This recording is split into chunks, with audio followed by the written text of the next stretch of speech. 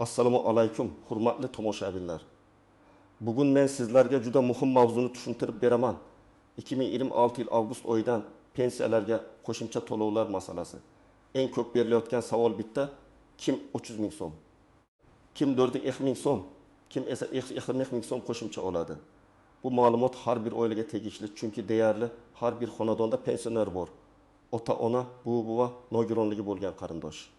Boquvchisini yo'qotgan bola yoki mehnat staji yetarli bo'lmagan fuqaro.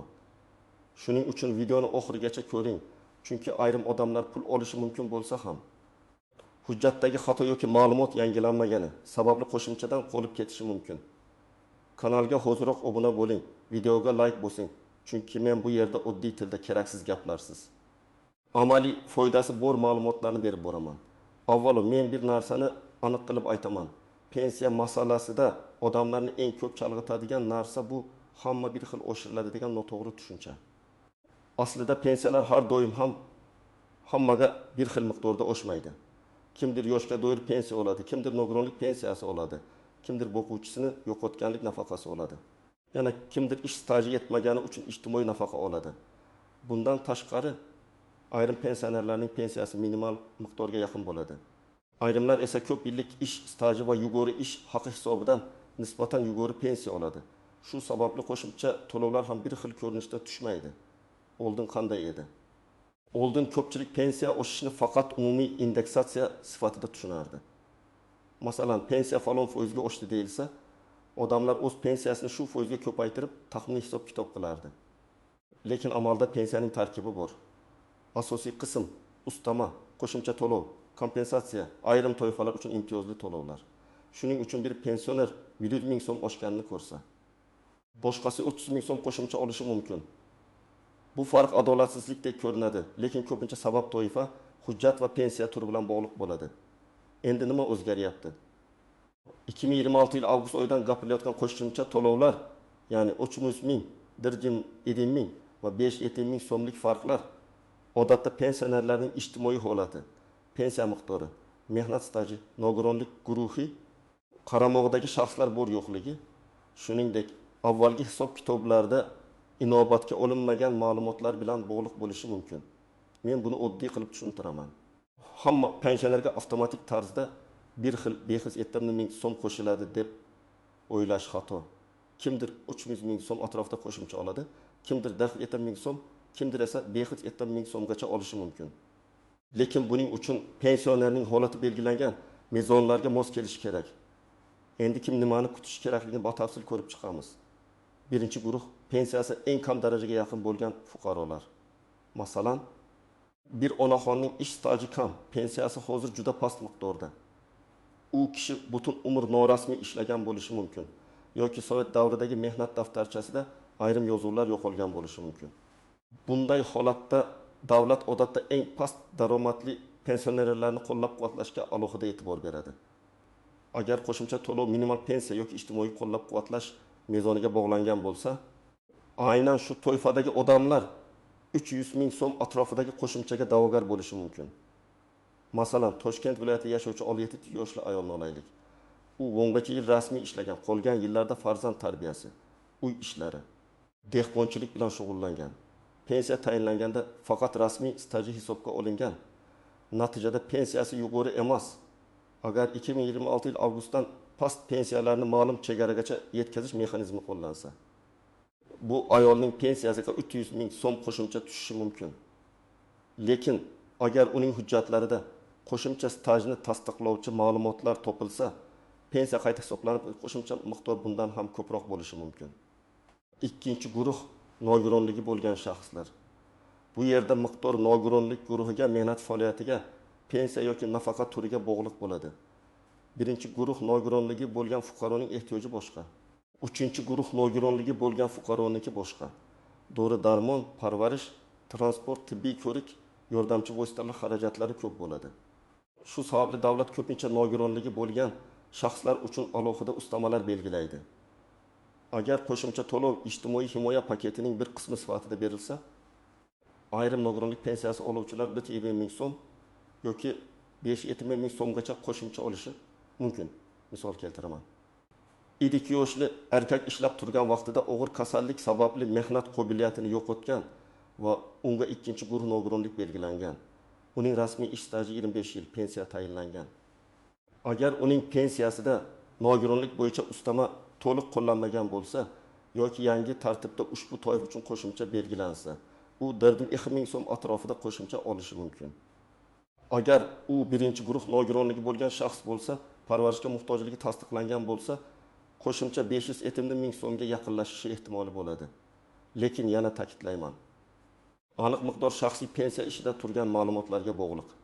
3-guruh boquvchisini yo'qotgan oilalar bu toifani ko'pchilik unutib qo'yadi. Lekin eng nozik masalalardan biri aynan shu. Masalan, ota vafot etgan. Oilada voyaga yetmagan 2 farzand qolgan. Ularga boquvchisini yo'qotganlik bo'yicha to'lov tayinlangan. Agar ushbu oilada bolalar soni, ularning yoshi, o'qishda davom etishi, onaning ishlashi yoki ishlamasligi, boshqa daromad manbalari hisobga olinadigan bo'lsa, qo'shimcha to'lov ham farq qiladi. Bitta bola uchun boshqa, 2 yoki 3 nafar bola uchun boshqa hisob bo'lishi mumkin. Masalan, Samarqandda yashovchi oilada ota vafot etgan. 2 farzand maktabda o'qiydi. Hujjatlarda faqat bitta farzand bo'yicha to'lov rasmiylashtirilgan. Ikkinchi farzandning ma'lumoti vaqtida kiritilmagan. Oila bir necha yil davomida kamroq pul olgan bo'lishi mumkin. Agar avgust oyidan qayta tekshiruv yoki yangi qo'shimcha tartib joriy qilinsa, bunday oila avval 300 ming so'm qo'shimcha olishi kerak bo'lgan bo'lsa, hujjatlar to'g'rilangandan keyin 1,2 ming so'm yoki undan ko'proq qo'shimcha olish huquqiga ega bo'lishi mumkin. Shuning uchun men doim aytaman, pensiya va nafaqa masalasida hujjatdagi bitta kichik xato ham oyma-oy pul yo'qotishga olib keladi. 4-guruh uzoq yillik ish stajiga ega, lekin pensiyasi noto'g'ri hisoblangan fuqarolar. Bu juda ko'p uchraydi. Odam 35 yil ishlagan, lekin pensiyaga chiqqanda ayrim yillarning ish haqi arxidan topilmagan yoki korxona tugatilgan yoki mehnat daftarchasidagi yozuvda muhr noaniq. Natijada pensiya pastroq hisoblangan. Keyinchalik fuqaro arxidan ma'lumot topib kelsa, pensiyasi qayta hisoblanadi. 2026 yil avgustdagi qo'shimcha mavzusida ham shuni bilish kerak. Kimning pensiyasi avvaldan to'g'ri hisoblangan bo'lsa, u faqat umumiy oshirishni olishi mumkin. Kimning pensiya ishida kamchilik bo'lsa, u qo'shimcha qayta hisob kitob orqali 34 yoki 7 ming so'mgacha farq ko'rishi mumkin. Masalan, Farg'onada yashovchi 7 ming yoshli otaxon 20 yil zavodda ishlagan. Pensiyaga chiqqanda 1990 yillardagi ish haqi ma'lumotlari topilmagan. Shu sababli pensiyasi o'rtacha ko'rsatkich bilan hisoblangan. Keyin farzandlari arxivga murojaat qilib, ish haqi haqidagi ma'lumotnomani olishdi. Pensiya jamg'armasiga topshirilgach, pensiya qayta hisoblandi. Natijada otaxonning pensiyasi o'yiga 1,2 ming so'mga oshdi. Bu yerda gap shunchaki davlat qo'shib berdi degan masala emas, balki avval hisobga olinmagan huquq tiklangani haqida ketmoqda. Kim uni xavotir olishi kerak, kim esa o'rtacha vahima qilmasligi kerak. Agar sizning pensiyangiz minimal miqdorga yaqin bo'lsa, nogironlik pensiyasi yoki ijtimoiy nafaqa olayotgan bo'lsangiz, boquvchisini yo'qotganlik bo'yicha to'lov olayotgan bo'lsangiz, yoki ish stajingiz ko'p bo'lib ham pensiyangiz kutilganidan past bo'lsa, albatta tekshirtirishingiz kerak. Agar siz yaqinda pensiyaga chiqqan bo'lsangiz, barcha ish staji, ish haqi, imtiyozli davrlar to'liq hisoblangan bo'lsa, pensiya hujjatlaringiz joyida bo'lsa, sizda xavotir kamroq. Lekin baribir shaxsiy ma'lumotlar bazada to'g'ri turganini tekshirish zarar qilmaydi. Endi eng muhim ko'pchilik bilmaydigan istisnolar va nozik jihatlarga o'tamiz. Birinchi nozik masala, qo'shimcha hamma pensionerga avtomatik tushmasligi mumkin. Ayrim to'lovlar avtomatik indeksatsiya qilinadi. Ya'ni siz hech qayerga bormasangiz ham pensiya kartangizga o'xshagan miqdor keladi. Lekin ayrim qo'shimchalar hujjat talab qiladi. Masalan, qaramog'ida nogiron farzandi borligi, yolg'iz yashashi, parvarishga muhtojligi, ish staji qayta tiklangani, o'quvchisini yo'qotgan farzand o'qishda davom etayotgani kabi holatlar tasdiqlanishi kerak. Tasdiq bo'lmasa, tizim sizni bu toifaga kiritmaydi. Ikkinchi nozik masala ro'yxatdagi manzil va haqiqiy yashash joyi. Ba'zi pensionerlar bir tumanda ro'yxatda turadi, lekin boshqa tumanda farzandi bilan yashaydi. Pensiya ish bir joyda, fuqaro boshqa joyda. Agar xat, chaqiruv, tekshiruv yoki hujjat talab qilinsa, odam bundan bexabar qolishi mumkin. Keyin nega menga qo'shimcha tushmadi deb hayron bo'ladi. Shuning uchun yashash manzili, telefon raqami bank kartasi ma'lumotlari yangilangan bo'lishi kerak. Uchinchi nozik masala bank kartasi va to'lov usuli. Pensiya kartaga tushadimi, naqd beriladimi, pochta orqali keladimi? Bular ham muhim. Ba'zan qo'shimcha pul hisoblangan bo'ladi, lekin karta muddati tugagan, karta bloklangan, bank hisob raqami o'zgargan bo'ladi. Pensioner esa menga bermadi deb o'ylaydi. Aslida pul qaytib ketgan yoki ushlab turilgan bo'lishi mumkin. Shuning uchun avgust oyidan oldin bank kartangiz faolmi, muddati o'tmaganmi, SMS xabarnoma ishlayaptimi, tekshirib qo'ying. 4-chi nozik masala. Pensiya va nafaqa farqi. Odamlar ko'pincha men ham pensiya olaman deydi, lekin hujjatda u ijtimoiy nafaqa oluvchi bo'lishi mumkin.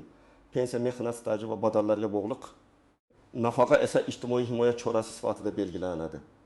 Qo'shimcha to'lovlar ham bu ikki turga bir xil tatbiq etilmasligi mumkin.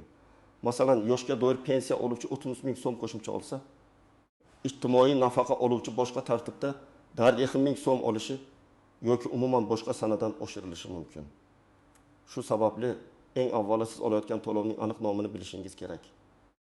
5-chi nozik masala: ishga kirgan pensionerlar. Ba'zi pensionerlar pensiyaga chiqqandan keyin ham ishlaydi. Qonunchilikda ishlayotgan pensionerlar uchun ayrim hisob-kitoblar alohida yuritiladi. Ishlayotgan pensionerning pensiyasiga ustama qo'llanishi, qayta hisoblanishi yoki ayrim imtiyozlar vaqtincha cheklanishi mumkin. Agar avgust oyidan qo'shimcha to'lov ma'lum ijtimoiy ehtiyoj mezoniga bog'langan bo'lsa, ishlayotgan pensioner va ishlamayotgan pensioner o'rtasida farq bo'lishi ehtimoli bor. Shuning uchun qo'shnim oldi men olmadim degan solishtirish har doim ham to'g'ri emas. Qo'shningizning pensiya turi, staji, nogironlik holati, oilaviy sharoiti siznikidan boshqa bo'lishi mumkin. 6-chi nozik masala: qarzdorlik va ushlab qolishlar. Ayrim pensiyalarda aliment, kredit sud qarori, ortiqcha to'langan mablag'ni qaytarish kabi ushlab qolishlar bo'lishi mumkin. Bunday holatda pensiya oshsa ham qo'lga tegadigan pul kutilgandan kam bo'ladi. Masalan, tizim sizga 4 ming so'm qo'shimcha hisoblagan bo'lishi mumkin. Lekin ushlab qolish sababli kartaga 300 ming so'mga yaqin farq tushadi. Shunda odam meni aldashdi deb o'ylamasligi kerak. Avvalo to'lov varaqasini ko'rish kerak. 7-chi nozik masala: hujjatdagi ism, familiya, tug'ilgan sana xatolari. Bu juda oddiy ko'rinadi, lekin amalda katta muammo. Mehnat daftarchasida familiya eski yozuvda, pasportda boshqacha, nikohdan keyingi familiya o'zgargan, tug'ilgan sana bir joyda 10 kun, boshqa joyda 11 kun bo'lib qolgan. Arxiv ma'lumotnomasi boshqa imlo bilan berilgan. Bunday holatda tizim stajni avtomatik bog'lay olmaydi. Natijada sizning haqiqiy ish yillaringiz hisobga olinmaydi. Shuning uchun xotin-qizlar, ayniqsa familiyasi o'zgargan onaxonlar, mehnat daftarchasi va pasport ma'lumotlarini diqqat bilan tekshirish kerak. 8-chi nozik masala: parvarish davrlari. Ba'zi davrlar bor, ular to'g'ri rasmiylashtirilsa, pensiya hisobida muhim rol o'ynashi mumkin. Masalan, bolani parvarish qilish davri nogironligi bo'lgan, bolaga qarash davri, harbiy xizmat, ayrim ta'lim davrlari, imtiyozli mehnat sharoitlari. Bu davrlar hamma holatda bir xil hisoblanmaydi, lekin hujjati bo'lsa pensiya miqdoriga ta'sir qilishi mumkin. Demak, 300 ming yoki 420 ming so'm qo'shimcha faqat avgustdagi oshirishdan emas, balki shu davrlar qayta hisoblangandan ham kelib chiqishi mumkin. Endi men sizga aniq nima qilish kerakligini bosqichma-bosqich aytaman. Birinchi qadam: o'zingiz olayotgan to'lovning nomini aniqlang. Bu yoshga doir pensiyami? Nogironlik pensiyasimi? Boquvchisini yo'qotganlik pensiyasimi yoki ijtimoiy nafaqami? Buni pensiya jamg'armasi bo'limidan, My.Gov.uz orqali yoki mahallangizdagi mas'ul xodimdan so'rab bilishingiz mumkin. Agar to'lov nomini bilmasangiz, qaysi qo'shimchaga da'vogar ekaningizni ham aniqlay olmaysiz. Ikkinchi qadam: pensiya ishingizdagi ma'lumotlarni tekshirtiring. Buning uchun tuman yoki shahar pensiya jamg'armasi bo'limiga murojaat qiling. O'zingiz bilan pasport yoki ID karta, pensiya guvohnomasi bo'lsa, u bank kartasi ma'lumotlari, mehnat daftarchasi nusxasi, arxiv ma'lumotnomalari, nogironlikni tasdiqlovchi hujjatlar, bolalar tug'ilganlik guvohnomasi, nikoh yoki familiya o'zgarganini tasdiqlovchi hujjatlarni olib boring. Agar boquvchisini yo'qotganlik bo'yicha to'lov bo'lsa, vafot etgan shaxsning hujjatlari. Bolalarning tug'ilganlik guvohnomalari o'qiyotgan bo'lsa, ta'lim muassasasidan ma'lumotnoma kerak bo'lishi mumkin. 3-chi qadam: mening pensiyam 2026 yil avoyidan qayta hisoblanadimi? Qo'shimcha to'lovga tushamanmi? Degan savolni og'zaki emas, yozma tarzda bering. Chunki og'zaki javob esdan chiqadi, xodim almashadi, tushunmovchilik bo'ladi. Yozma ariza qoldirsangiz, sizga rasmiy javob berishadi. Arizada shunday yozish mumkin. Menga tayinlangan pensiya miqdori va 2026 yil avgust oyidan qo'llanilishi mumkin bo'lgan qo'shimcha to'lovlar bo'yicha pensiya ishimni tekshirib berishingizni so'rayman. Ish stajim, ish haqi ma'lumotlarim, ustamalar va imtiyozlar to'liq hisobga olinmaganini ma'lum qilishingizni so'rayman. Mana shu mazmunda yozsangiz yetarli. 4-qadam arxiv hujjatlarini yig'ing. Agar siz yoki ota-onangiz eski korxonada ishlagan bo'lsa, o'sha korxona tugatilgan bo'lishi mumkin. Bunday holatda viloyat yoki tuman arxiviga murojaat qilinadi. Korxona nomi, ishlagan yillari, lavozimi, taxminiy bo'lim nomi, mehnat daftarchasidagi yozuvlar asosida ma'lumot izlanadi. Arxivdan ish haqi ma'lumotnomasi topilsa, pensiya qayta hisoblanishi mumkin. Ayniqsa 1990 yillar, 1990 yillar, 2000 yillarning boshlarida yuqori ish haqi olganlar uchun bu juda muhim. 5-qadam. Nogironlik yoki parvarish holati bo'lsa, tibbiy hujjatlarni yangilang. Nogironlik guruhi muddatsizmi yoki muddatlimi qayta ko'rik sanasi o'tib yetmaganmi? Parvarishga muhtojlik haqidagi xulosa bormi? Bularni tekshiring. Agar hujjat muddati tugagan bo'lsa, tizim avtomatik qo'shimchani to'xtatishi yoki qo'llamasligi mumkin. Dori-darmon xarajatlari ko'p bo'lgan, o'zi mustaqil harakatlana olmaydigan, doimiy parvarishga muhtoj pensionerlar albatta o'z holatini rasmiy tasdiqlatishi kerak. 6-qadam bank va aloqa ma'lumotlarini yangilang. Karta muddati, telefon raqami, yashash manzili, pasport ma'lumotlari o'zgargan bo'lsa, buni pensiya jamg'armasiga va bankka bildiring. Farzandlar, sizlar ham ota-onangizning kartasini tekshirib qo'ying. Ko'pincha pensioner SMSni o'qimaydi. Karta muddati tugaganini bilmaydi. Bank ilovasidan foydalana olmaydi. Natijada pul tushmaganini aniqlash qiyin bo'ladi. 7-qadam qo'shimcha tushmasa, vahima qilmang, lekin jim ham turmang. Avgust oyi pensiyasi kelgach, avval to'lov miqdorini solishtiring. Iyulda qancha oldingiz? Avgustda qancha tushdi? Farq 300, 400 yoki 500 ming so'm bo'lishi kerak deb eshitgan bo'lsangiz, darhol xulosa qilmang. To'lov varaqasini so'rang. Unda asosiy pensiya, ustama kompensatsiya ushlab qolishlar. Qo'shimcha to'lov alohida ko'rinishi mumkin. Agar tushunarsiz bo'lsa, pensiya jamg'armasiga murojaat qiling va yozma izoh so'rang. 8-qadam. Kimdir sizga pul chiqarib beraman, qo'shimchani tezlashtirib beraman. 5-7 ming so'm olish uchun ariza yozib qo'yaman deb pul so'rasa, ehtiyot bo'ling. Pensiya va qo'shimcha to'lovlar qonuniy tartibda rasmiy hujjatlar asosida beriladi. Hech kim sizga noqonuniy yo'l bilan qo'shimcha chiqarib bera olmaydi. Agar huquqingiz bo'lsa, pul bermasdan ham olasiz. Agar huquqingiz bo'lmasa, pul berib ham baribir muammo tug'iladi. Shuning uchun faqat rasmiy idoraga rasmiy ariza bilan murojaat qiling. 9-qadam. Farzandlar ota-onasiga yordam bersin. Men buni alohida aytaman, chunki ko'p pensionerlar hujjat yig'ishga qiynaladi. Internetdan foydalanmaydi. Navbat kutishga sog'ligi to'g'ri kelmaydi. Arxivga bora olmaydi. Agar sizning ota-onangiz pensiya olsa, ularning hujjatini bir marta tekshirib bering. Mehnat daftarchasini ko'ring, pasport ma'lumotlarini solishtiring. Bank kartasi ishlayotganini tekshiring. Pensiya jamg'armasidan to'lov turi va miqdorini aniqlang. Ba'zan farzandning bir kunlik harakati ota-onasiga har oy 300 ming yoki 150 ming so'm qo'shimcha olib kelishi mumkin. 10-qadam. Hamma ma'lumotni yozib boring. Qaysi kuni qayerga murojaat qildingiz, kim bilan gaplashdingiz, qanday hujjat topshirdingiz, ariza raqami nima, javob qachon chiqadi, bularni daftarga yozing. Chunki pensiya masalasida jarayon bir kunda tugamasligi mumkin. Hujjat arxidan keladi, keyin tekshiriladi, keyin qayta hisoblanadi. Sizda yozuv bo'lsa, ishni nazorat qilishingiz oson bo'ladi. Demak, 2026 yil avgust oyidan pensiyalarga 300 ming, 700 ming yoki 707 ming so'm qo'shimcha tushishi masalasida eng muhim narsa shuki, bu miqdor hamma uchun bir xil emas. Kim qancha olishi pensiya turi, ijtimoiy holati, nogironlik guruhi, ish staji, hujjatlarning to'liqligi, qaramog'idagi shaxslar va avvalgi hisob-kitoblar to'g'riligiga bog'liq. Eng ko'p e'tibor berish kerak bo'lganlar. Past pensiya oluvchilar, nogironligi bo'lgan shaxslar, boquvchisini yo'qotgan oilalar, ish staji ko'p bo'lsa ham pensiyasi past chiqqan pensionerlar va hujjatlarida eski xatolar bo'lishi mumkin bo'lgan fuqarolar. Mening maslahatim oddiy avgustni kutib jim o'tirmang. Hozirdan pensiya ishingizni tekshirtiring, hujjatlarni yig'ing. bank kartangizni yangilang, yozma ariza bilan murojaat qiling. Shunda sizga tegishli qo'shimcha pul bo'lsa, uni o'z vaqtida olish imkoniyatingiz oshadi. Agar sizning oilangizda pensioner bo'lsa, izohlarda yozing. Hozir qaysi turdagi pensiya yoki nafaqa olyapsiz? Pensiya miqdori sizni qoniqtiradimi? 300, 400 yetim yoki 7 ming so'mlik qo'shimcha siz uchun qanchalik muhim? Videoga like bosing, kanalga obuna bo'ling va bu videoni ota-onangiz, qarindoshlaringiz, qo'shnilaringizga yuboring. Chunki bitta to'g'ri ma'lumot kimningdir oylik daromadini sezilarli oshirishi mumkin.